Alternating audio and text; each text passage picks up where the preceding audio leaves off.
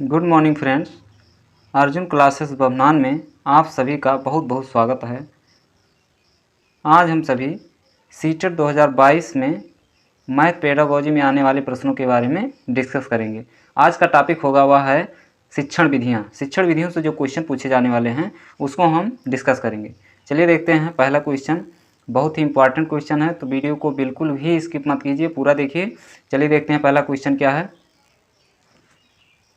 पहला क्वेश्चन है, नियम से उदाहरण की ओर किस शिक्षण विधि से संबंधित है। अगर हम नियम से उदाहरण की तरफ जा रहे हैं तो वह कौन सी शिक्षण विधि में आएगा? आगमन विधि में आएगा, संश्लेषण विधि में आएगा, विश्लेषण में आएगा या निगमन विधि में आएगा? कौन सा विकल्प हमारा सही है?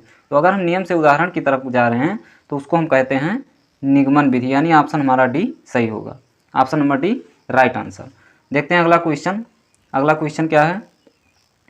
दूसरा है, गणित शिक्षण की आगमन विधि का सिद्धांत है। गणित शिक्षण में आगमन विधि का कौन सा सिद्धांत है? ए है ज्ञात से अज्ञात की ओर, बी है अज्ञात से ज्ञात की ओर, सी है सामान्य से विशिष्ट की ओर और डी है विशिष्ट से सामान्य। तो इसमें से हमारा ऑप्शन नंबर सी सामान्य से विशिष्ट की ओर सी सही है, यानी ऑप्शन नंबर सी हमारा सही होगा। देखते हैं अगला क्वेश्चन। अगला और नेक्स्ट क्वेश्चन है तीसरा, एक अच्छा गणितज्ञ होने के लिए क्या जरूरी होता है? क्या जरूरी होता है? देखिए ऑप्शन नंबर ए है सवालों के उत्तर देने में तकनीक में निपुणता, यानी तुरंत आप उत्तर दीजिए। दूसरा है अधिकतर सूत्रों को याद करना, यानी रट्टा मार लीजिए सूत्रों को। तीसरा है बहुत जल्दी सवालों को हल करना, यानी गाना आप सवाल को हल कर दीजिए। चौथा है सभी अवधारणाओं को समझना, लागू करना और उनमें संबंध बनाना।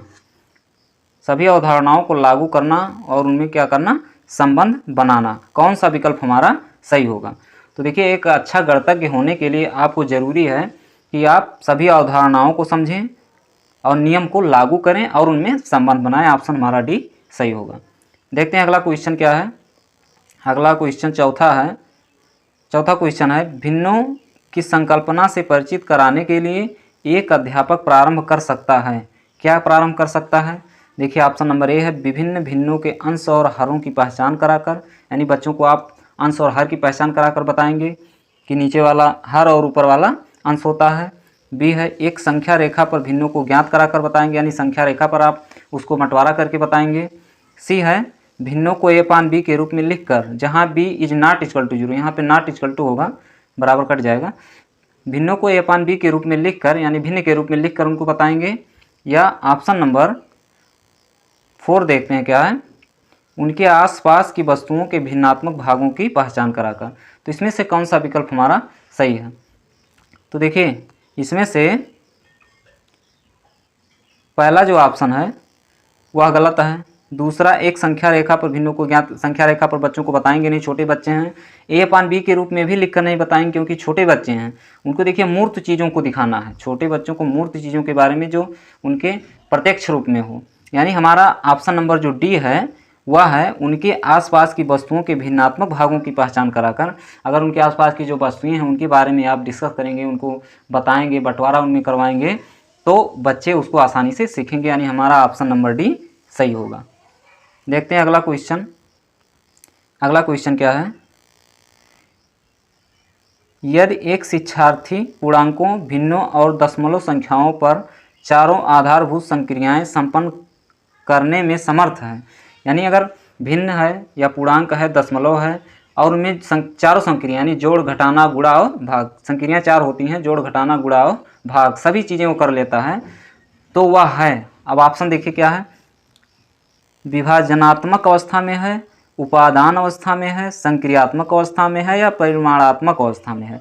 इसमें से कौन सा विकल्प हमारा सही है? अगर चारों आधारभूत संक्रियाएं वो पूरी करता है तो वह क्या होगा? संक्रियात्मक अवस्था में होगा, यानी चारों संक्रियाओं को पूरा कर लेता है। तो हमारा जो ऑप्शन सही होगा वह सी सही होगा। देखते हैं अगला क्वेश्चन। छठा क्वेश्चन है, यदि एक शिक्षार्थी को संख्याओं और परिकल्पनाओं में समस्या हो रही है तो उनमें असमर्थता हो सकती है जिसका नाम है। अगर देखिए शिक्षार्थी संख्याओं और उसकी परिकल्पना करने में उसको समस्या हो रही है तो उसकी असमर्थता क्या कहलाती है? अब देखिए क्या कहलाती है। ऑप्शन नंबर ए है लेखन अक्षमता यानी डिस्ग्राफिया, लेखन लिखने की अक्षमता को हम डिस्ग्राफिया बोलते हैं, डिस्ग्राफिया है उसको। गणित अक्षमता, यहाँ सॉरी अक्षमता होना चाहिए, क्षमता हो गया है, अक्षमता होना चाहिए। गणित अक्षमता यानी डिसकैलकुलिया है। दृश्य स्थानिक संगठन में असमर्थता या पठन अक्षमता यानी डिसलेक्सिया। कौन सा विकल्प हमारा सही है? तो देखिए गणित में अगर कोई बच्चा अक्षम है परिकल्पना करने में या संख्याओं को जो है उसकी परिकल्पना करने में, तो क्या है उसको डिसकैलकुलिया होगा, यानी कि गणित अक्षमता होगा। ऑप्शन नंबर बी हमारा सही होगा। इसी में वह क्या होगा? असमर्थ होगा। ऑप्शन बी हमारा सही है। देखते हैं अगला क्वेश्चन। 7वां क्वेश्चन है, कक्षा 5 में गणित के पीरियड में यह वाद विवाद रखा गया। क्या रखा गया? शून्य सबसे अधिक प्रभावशाली संख्या है। यह क्रियाकलाप बच्चों को प्रोत्साहित करता है। किस तरफ प्रोत्साहित करता है बच्चों को? देखिए पहला है विश्लेषण और संप्रेषण में, वह संख्याएं लिखने में जिनमें शून्य हो। सी ऑप्शन है वह समस्याएं हल करने में जिन संख्याओं के अंत में शून्य हो। डी है मित्रों को सहयोग देने में। अब इसमें से हमारा कौन सा विकल्प सही है? अगर कक्षा 5 में बच्चों को क्रियाकलाप से प्रोत्साहित कर रहे हैं तो उससे क्या होगा? विश्लेषण और संप्रेषण में उनकी क्षमता बढ़ेगी, विश्लेषण और संप्रेषण की क्षमता बढ़ेगी।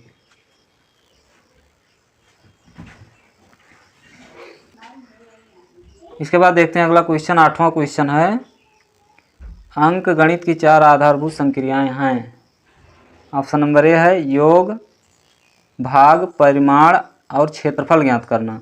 बी है परिकलन, संगणना, रचना करना और समीकरण बनाना। सी है योग, गुणा, भिन्नों को दशमलव में बदलना और सम आकृतियों की रचना करना। अगला ऑप्शन है योग, व्यकलन, गुणा और भाग। तो इसमें से कौन सा विकल्प हमारा सही है? देखिए अंक गणित की 4 मूलभूत संक्रियाएं जो होती हैं वह जोड़, घटाना, गुणा और भाग होती हैं, यानी कि योग, व्यकलन, गुणा और भाग। ऑप्शन हमारा डी सही होगा। देखते हैं अगला क्वेश्चन क्या है। एक संख्या का दशमलव निरूपण समझने के लिए निम्नलिखित में से कौन सी पूर्व जानकारी होना चाहिए? संख्या दशमलव निरूपण करना है तो हमको कौन सी जानकारी होनी चाहिए? योग की जानकारी होनी चाहिए, व्यकलन की होनी चाहिए, स्थानीय मान का होना चाहिए या गुणा का होना चाहिए?